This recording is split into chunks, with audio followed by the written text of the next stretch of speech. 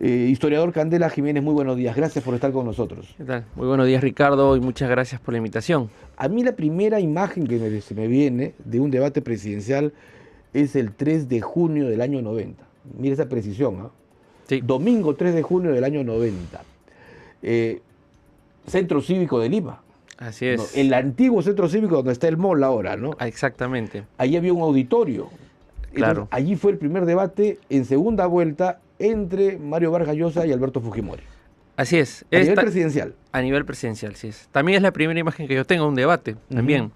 Efectivamente. Fue el primer debate presidencial.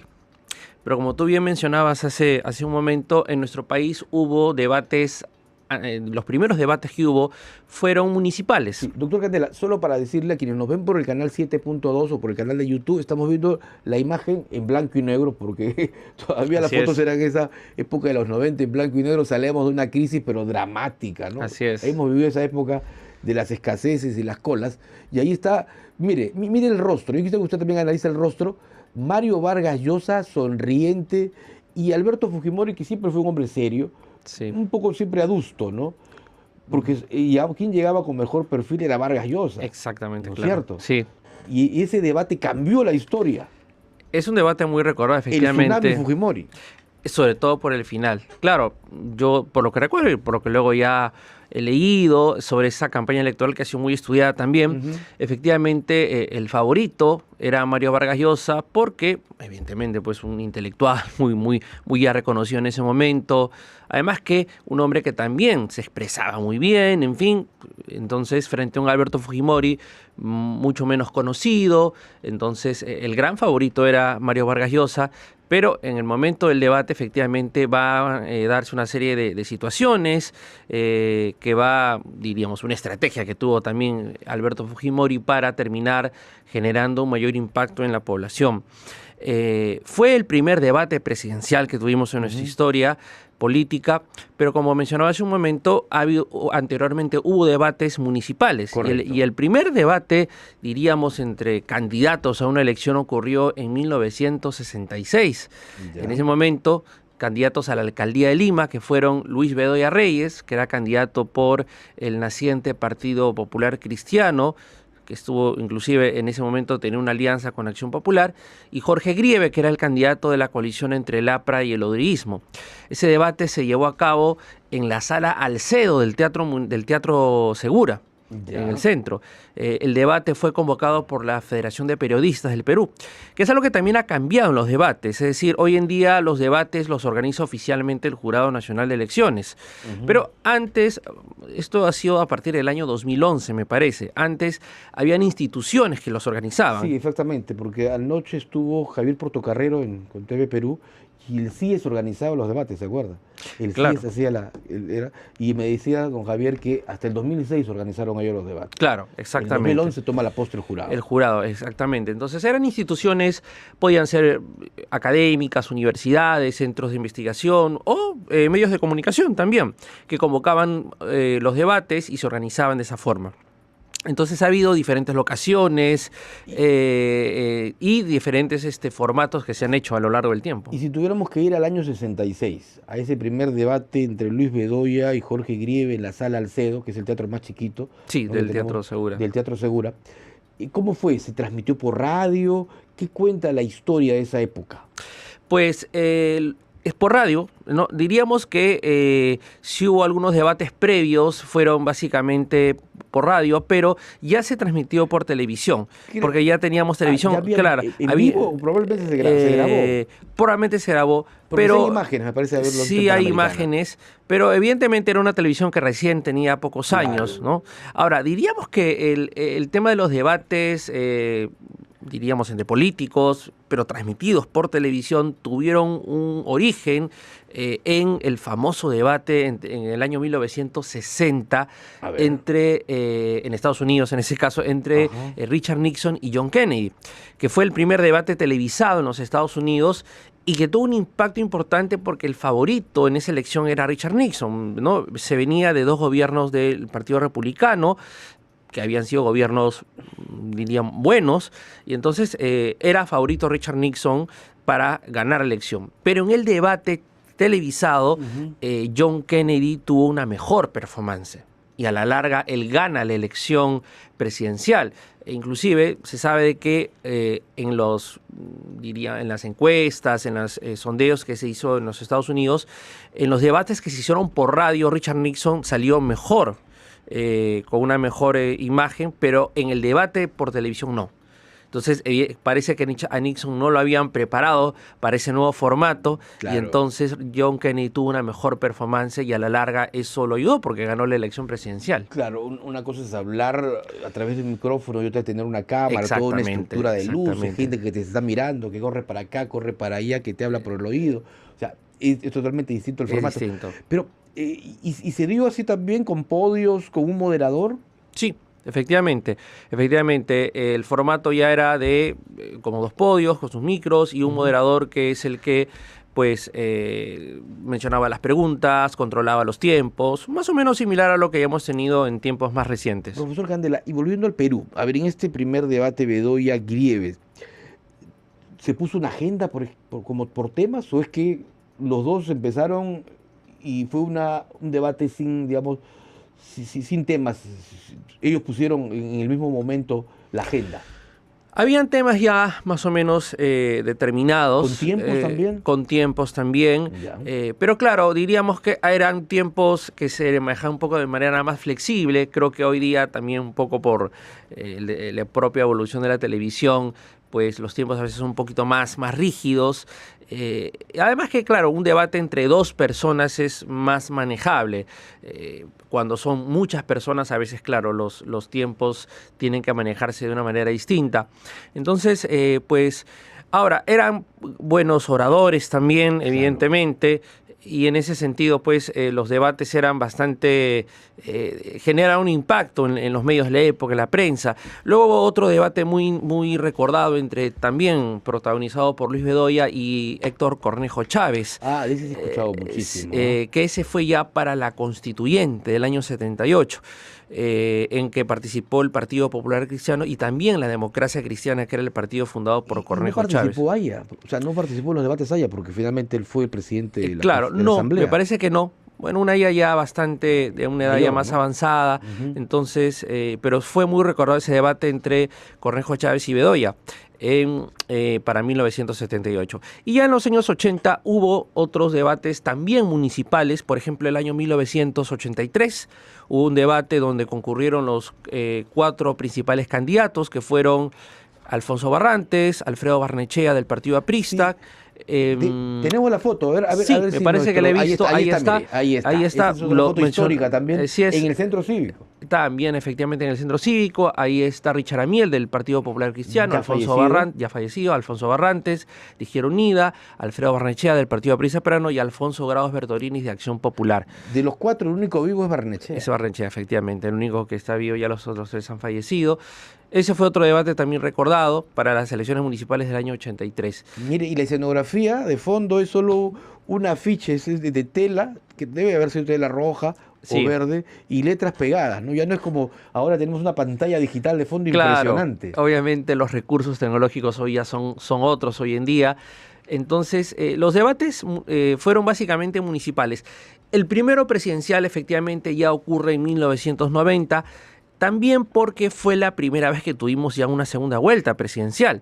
La segunda vuelta presidencial es una modalidad que recién se incorpora en nuestro país en la Constitución del año 1979 y se determinó que no se aplicaría en el año 80, elección que gana la postre Fernando Belaúnde Terry, y en 1985 Alan García ganó con más de 50%, entonces tampoco ya fue necesaria. Sacó más de 50, más que... Alan García el 90. El 85, sí, en votos ya válidos, ¿no? Claro, porque... En emitidos fueron pues 45, con Frijolito, con Alfonso Barrantes. Barrantes declina ya, ¿no? Y declina porque, claro, evidentemente ya había una diferencia muy amplia. Pero en esa época se tomaba en cuenta que eran todos los votos válidos, blancos y viciados.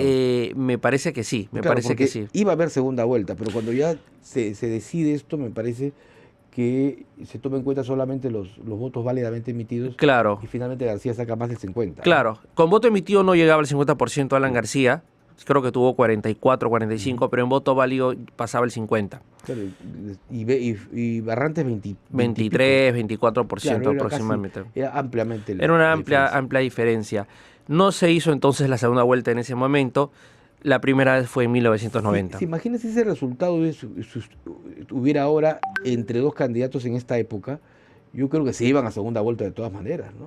Sí, yo creo que En sí. ese tiempo había un mayor desprendimiento político. Ahora nadie. Todos Es cierto, es cierto. Sí, los políticos de alguna forma... han cambiado también. Eso ha cambiado en el país. Y había más, diríamos, a pesar obviamente de haber participado en una contienda, había pues más gestos de, pues, gestos de ir a reconocer el triunfo del rival, de inclusive, pues, ofrecerse para algún Claro. tipo de cooperación. Hay numerosos gestos de ese tipo que hemos Usted ha tenido. dado en el clavo, gestos. Por ejemplo, Fujimori fue al Hotel Sheraton a saludar a Vargas Llosa para Sí. ir a la segunda vuelta, esa foto histórica. Así es, así ¿no? es. Doctor Mario Vargas Llosa. Sí. ¿no? Algo así.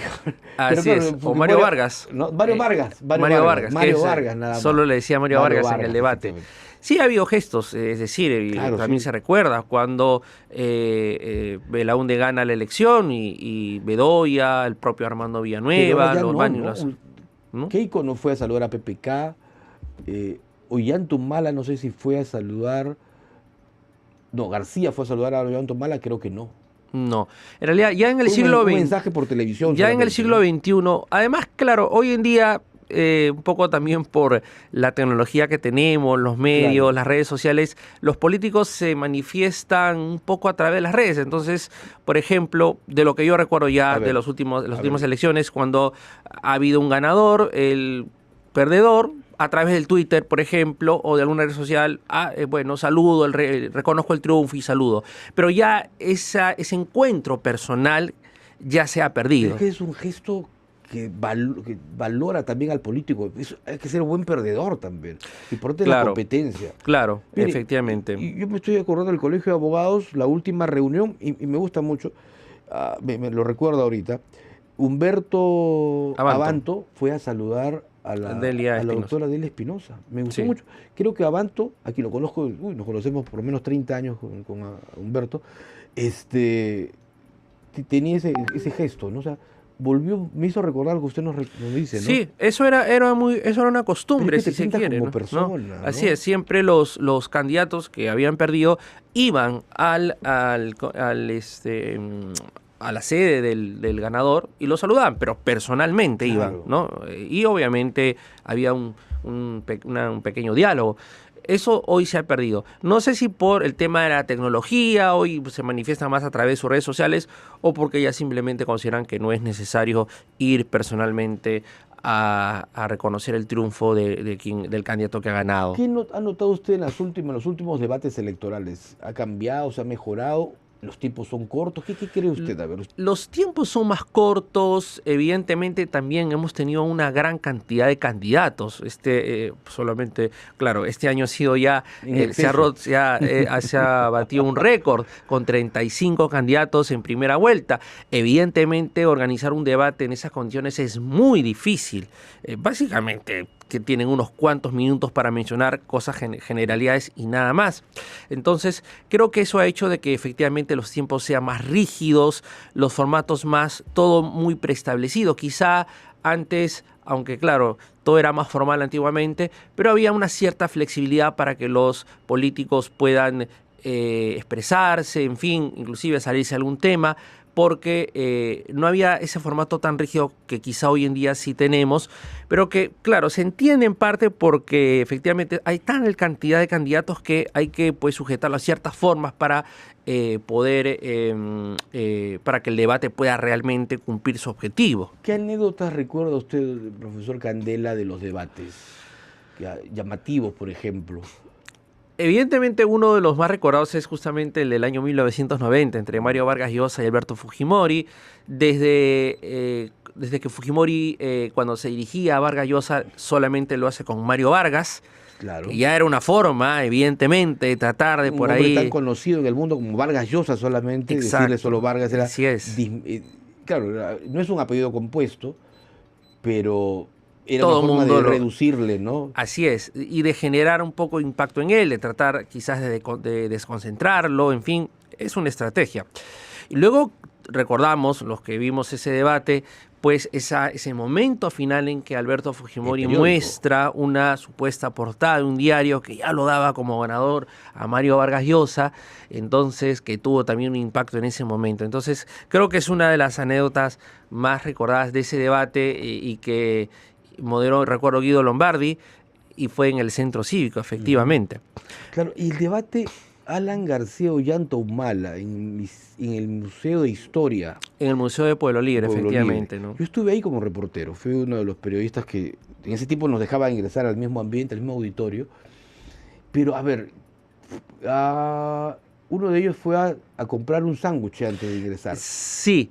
Y lo que no recuerdo es cuál de los dos, ya son 20 fue años. Ollanta Humala. Ollanta Humala, sí, ¿no? yo recuerdo una que... Una juguería que estaba en la esquina. De un sándwich. Ahí está el Queirolo, está, porque tiene, ¿no?, muy buen restaurante. Entonces, efectivamente, recuerdo que el moderador fue Augusto Álvarez Rodríguez y pues debía empezar el debate y no estaba Ollanta Humala, y en un momento ya aparece... Todos nos preguntaban por dónde está, pero si llegó, el carro está ahí, su seguridad está ahí. ¿Y dónde está Ollanta Humala? Y claro, y obviamente esto fue aprovechado por Alan García, que lo primero que dice cuando empieza es una falta de respeto, evidentemente, a la población que llegue tarde, y lo mencionó Alan García, ¿no?, por...